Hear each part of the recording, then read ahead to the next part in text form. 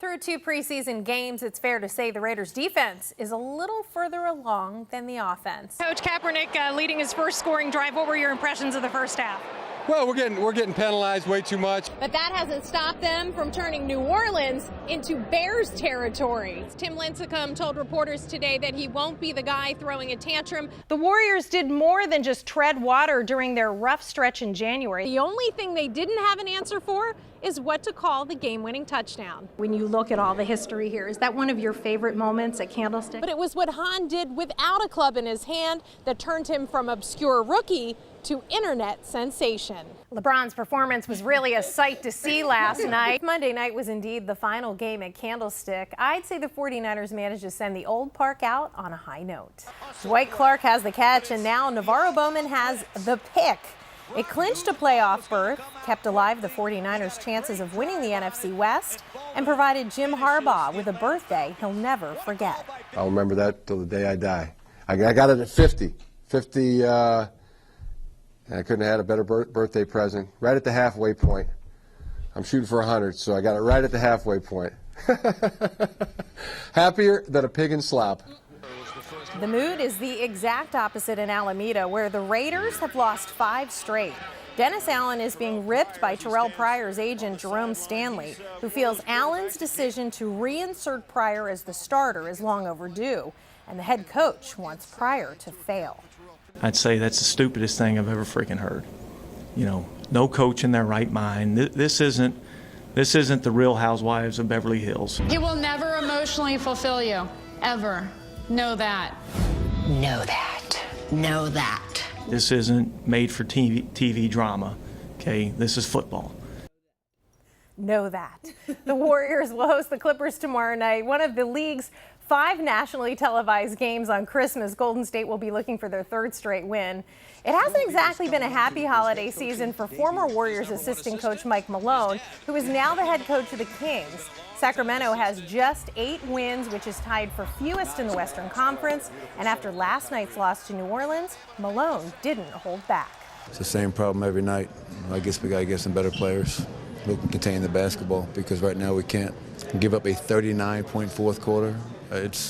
We're a bad basketball team. That's the bottom line. You know how hard it is to give up 39 points in a quarter? That is embarrassing. Oof. Can anyone slow down LeBron James? The 4-time MVP is shooting a career best 60% from the field this year. King James and the Heat will face the Lakers tomorrow, and LA's head coach Mike D'Antoni has a special present for one member of his team. Who gets the first crack at guarding LeBron James? We're drawing straws tonight, so whoever gets the short straw. Well, we know it won't be Kobe, right? No, he's out. He's out. But it's interesting because the Heat are not happy that they have to take their talents out of South Beach and play on the road for Christmas. They already played on the road for Thanksgiving. So they feel they're actually getting the short end of the stick. I know, poor baby. Kim Coyle has the story. No fear at all. None. They sometimes call him a robot or the bionic kid. I don't care what's in my way. I take it down and, yeah. He just sees himself as he's always known himself to be, you know, just Derek. Forget fighting for a spot on a basketball team. Derek Norris had to fight for his spot in this world. I was 90 days premature, and I was small. I was 2 pounds. Every week, we would, when he was in the hospital, you know, we would meet with the chaplain, and they would say, "How do you want to bury him? You know, how do you want to bury him?" I had a growth plate problem in my leg, and they did multiple surgeries, but they just couldn't successfully achieve to grow it properly. So when I was 6 years old, they had to amputate it. After they had my amputation, my mom told me about it, and I was in tears. And I just wanted my leg to be normal. Obviously, I was crying, and I remember telling my sister I wouldn't be able to play sports with him. Boy, was Eric Norris wrong. With the help of a titanium prosthetic leg, Derek played every sport imaginable growing up. He even had a Michael Jordan moment when he tried out for the Gunderson High School basketball team. I remember him getting cut and him coming home and collapsing and sobbing, and I just encouraged him to keep trying and not to give up. But like his airness, Derek worked on his game and tried out again. Things turned out differently this time. Grizzlies on 3. 1, 2, 3. Grizzlies! You know how you're like shocked and you like don't even know what to say? I was like that. I was just speechless. The hard work that he put into it, it paid off, and that's sort of letting him know that he has to work hard, not just to overcome his disability, but just in life in general. Some things you want, you have to work hard. The Grizzlies finished a disappointing 4-20 this season. The bright spot for Derek? He was a 75% free throw shooter. Maybe Shaq should ask Derek for some pointers. I could help him out. He needs to call me. Call me, Shaq. Call me.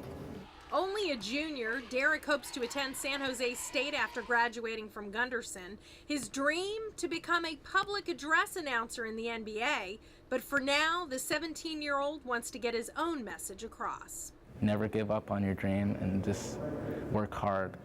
And don't listen to the negativity, listen to the positive stuff. It'll lead you a long way in life. He is my hero. And like I said, I don't have any heroes, but I have one, and that's him. CBS News, this is where you're at. That's what I thought. In San Jose, Kim Coyle for Game Day. As Kim Coyle reports, that getup he was wearing was homegrown.